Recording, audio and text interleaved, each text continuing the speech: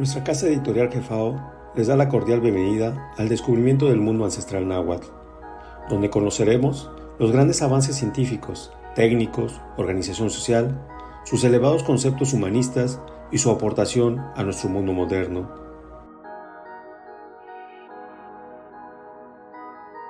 Deportes acuáticos entre los aztecas y mayas. Cuando profundizamos en el estudio de la historia de México, nos encontramos con grandes sorpresas, como el maravilloso conocimiento de los deportes acuáticos que practicaron nuestros antiguos mexicanos, de los que aún existen vestigios, aunados con las obras hidráulicas realizadas en el bello lago de Tenochtitlan, así como en los puertos o muelles de otras playas de México. Mucho se ha discutido si nuestros ancestros tuvieron barcos para el comercio marítimo, pues algunos investigadores han descubierto la existencia de muelles que fueron utilizados en aquella época. Se ha comprobado que los aztecas practicaron la natación, el buceo, remo y navegación. El doctor Saúl García Blanco, en su obra Historia de la educación física entre los mexica, afirma: la afición al agua y a los juegos en ella proporcionó a los aztecas excelentes cualidades natatorias. Aunque no existen datos, cosa comprensible, de competiciones de natación, no hay por qué dudar de su existencia. Numerosos testimonios avalan esta hipótesis. Dentro del campo arqueológico son de destacar las figuras de nadadores que aparecen en las cerámicas halladas en Monte Albán I y en la estela número 3 de la Venta. En uno de los murales de Tepantitla, Teotihuacán, conocido como el paraíso de Tlaloc, siluetas humanas se bañan en ríos y lagos, apreciándose distintos estilos de natación. Los saltos de trampolín en una estela de Izapa, en Chiapas, donde se observa el salto de un clavadista. En los códices Borgia, Vaticano y Telleriano Remensis, aparecen nadadores enfrentados a corrientes de agua y por lo menos 3 representaciones, 2 femeninas y una masculina, acompañadas por una corriente de agua. La primera se vincula con la lluvia y es el venerable Tlaloc. La segunda es la representación del maíz, el sustento, y es Chicome Coatl, 7 serpiente. Y por último, Chalchihuitlicue, la de la falda de jade, contraparte de Tlaloc y hermana de los tlaloques. Chalchihuitlicue era para los aztecas la patrona de los diversos oficios relacionados con el agua, como los constructores de los barcos, Acalquetzque, de los dueños de los barcos, Acaleque, de los vendedores de agua, Anamacaque, que desempeñan un importante papel en la metrópolis situada en una laguna de agua salada. La natación era practicada por ambos sexos, aventajando incluso a las mujeres a los hombres en las pruebas de resistencia. De ello da fe Américo Vespucio, quien, en la carta que envía a Gonfaloniero de Florencia, Pier Soderini, cuenta que las encontró y vio en reiteradas ocasiones hasta 2 leguas dentro del mar y sin ningún tipo de apoyo.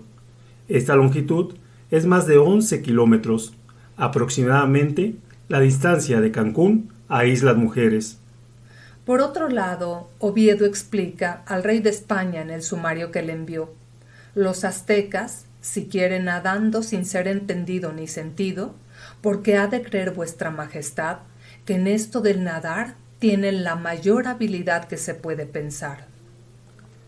El doctor García Blanco continúa: existe asimismo referencias interesantísimas respecto a las diversas técnicas que poseían para las inmersiones prolongadas aquellos buceadores, adelantándose en mucho a los actuales trajes de neopreno.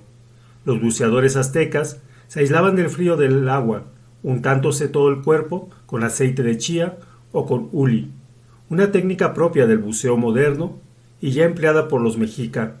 Consistía en que previamente a las inmersiones arrojaban al agua desde unas barcas situadas en la superficie unas cuerdas de hasta 50 metros, en las que iban sujetas y espaciadas piedras de diferentes colores, lo que nos ilustra sobre sus conocimientos en torno a la descompresión técnica necesaria, como se sabe hoy, para no sufrir necrosis en la sangre tras una inmersión prolongada.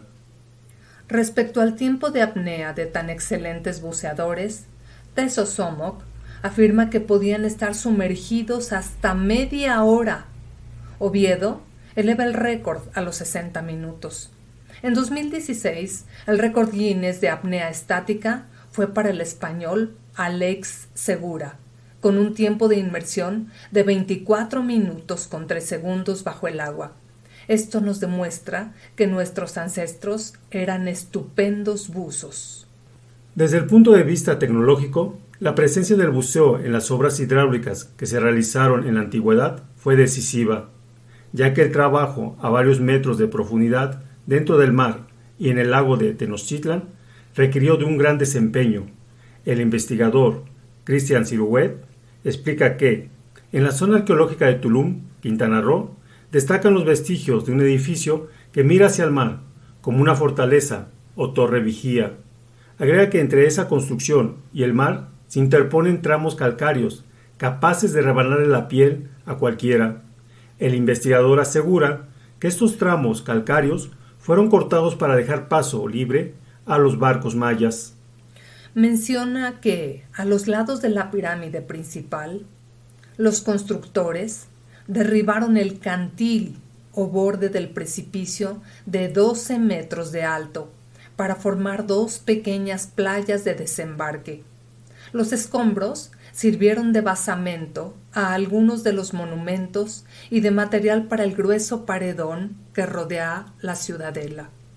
Explica que en el fondo del mar, entre la playa y la línea de arrecifes que corre por kilómetros frente a la costa, hay una sola brecha o entrada y está exactamente frente a Tulum. Para permitir el paso de sus barcos, los mayas cortaron coral sobre 14 metros de ancho, 30 metros de largo y 8 de profundidad. Para quitar esta mole de piedra orgánica compacta y cortante, sin explosivos, tuvieron que utilizar buzos. Este investigador franco-mexicano afirma que consta que Cristóbal Colón avistó verdaderas naves de altura de origen maya dedicadas al comercio con las Antillas. 30 años después de la caída de Tenochtitlan, no quedaron rastros de ellas.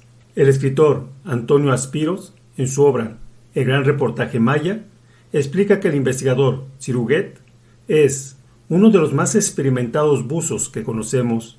Él puede hablar con propiedad sobre este acondicionamiento portuario, porque debe haberse sumergido en la región tantas veces como haya querido para hacer sus mediciones, observaciones y deducciones.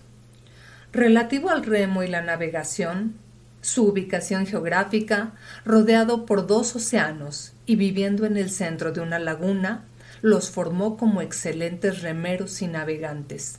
En sus astilleros fabricaban sus acali e incluso las acalme, embarcaciones de mayor calado, que tenían como medidas 9 metros de eslora, longitud de la nave, por 2 de manga, ancho de la embarcación. En el año de 1444, subió el nivel del lago de Tenochtitlan tan peligrosamente que el tlatoani Moctezuma tuvo que pedirle ayuda al príncipe Nezahualcóyotl para que construyera un dique de 16 kilómetros de largo y en el cual trabajaron 20,000 hombres. El enorme dique atravesaba el lago desde Iztapalapa hasta la ribera del lado norte. Tenía una sólida base de piedra y encima una valla estrechamente tejida, obra asombrosa que servía para evitar las inundaciones a la gran capital azteca. Ese dique también separaba la parte occidental del lago alrededor de Tenochtitlán de la parte oriental, agua salada, de manera que el lago de Texcoco se convirtió poco a poco, y gracias a los cálculos de los ingenieros azteca y a las corrientes que lo alimentaban, desde el norte y el sur, en un lago de agua dulce. Entonces lo llenaron de peces y se hizo más propicio para las chinampas.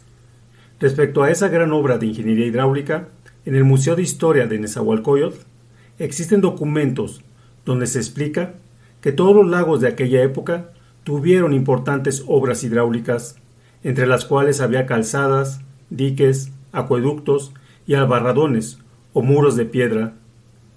Estos muros de piedra o albarradones fueron construidos, el primero por el príncipe Nezahualcóyotl y el segundo por el tlatoani Ahuizotl. Las calzadas diques iban de Ecatepec a Chiconautla, de Tepeyac a Tlatelolco, de Coyoacán a Iztapalapa, del Zócalo a Iztapalapa, Chapultepec, Tenayuca y Pantitlán. Para el transporte del agua usaron acequias, puertos y ríos canalizados.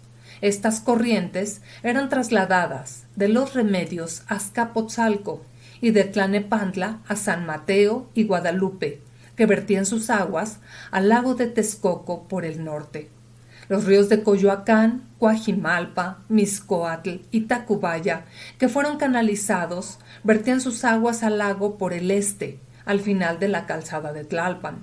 Los ríos de Teotihuacán, Otumba, Apan, Calpulalpan, los jardines de Papalotla y Texcoco, también canalizados, terminaban en el lago. Las autoridades del mencionado museo explicaron que en Pantitlán había un importante sumidero escalonado con una compuerta controlada por un equipo de buzos. Por otra parte, los científicos especializados en asuntos antropológicos admiten que, antes de la invasión europea, las travesías por mar eran ya muy frecuentes, tanto desde Yucatán como desde las costas de Colombia, y que los pobladores de las islas caribeñas, taínos y caribes, entre otros, importaron sus cultivos del continente y perfeccionaron su cultura con las que aprendieron de los mayas y chibchas. Es indudable el gran adelanto, indican, en ingeniería hidráulica de los antiguos mexicanos, observado con admiración por los invasores europeos y que sobrepasaba a cualquiera de su época. Las disciplinas del remo y la navegación formaban parte de la enseñanza de los Tepolxcali, aunque también se usaron para el transporte, comercio y guerras, y en sus ratos de ocio como actividad deportiva. El escritor Hugo Ángel Jaramillo, en su obra El deporte indígena de América, menciona que en el lago de Texcoco se celebraban con frecuencia torneos de regatas entre los equipos de las ciudades aliadas. En la fiesta de Tlaloc hacían juegos y fiestas de agua, entre los que figuraban una popular y multitudinaria carrera en la laguna de Tenochtitlán. Competían en ella tantas canoas que llegaban a cubrir las riberas de la laguna, participando gran cantidad de remeros que las llevaban casi volando, según confirma Durán. Nuestros ancestros pueden ser catalogados como una cultura del agua, donde dominaron técnicas ingenieriles para uso racional y cuidado de la misma. Asimismo, tuvieron la habilidad de desarrollar deportes acuáticos, tales como la natación, buceo, clavados, navegación, canotaje y otros más, evidenciando una formación integral de sus individuos con el fin de desarrollar habilidades físicas para el mantenimiento de sus ciudades y lúdicas para la sana convivencia social. Agradecemos infinitamente a todos los que nos siguen y por el tiempo brindado para conocer más sobre la herencia cultural de nuestros ancestros del continente de Anáhuac. Los invitamos a seguirnos en nuestra página de Facebook, Revista Jefao, que se suscriban a nuestro canal de YouTube de Revista Jefao y nos escuchen en los podcasts en las plataformas de Spotify, Google y Apple. Pueden conocer nuestras publicaciones en nuestra página web www.revistajefao.com. Sin más por el momento, nos despedimos y les recordamos: la grandeza de una nación inicia cuando conoce sus raíces. Buenas noches y un fraternal abrazo.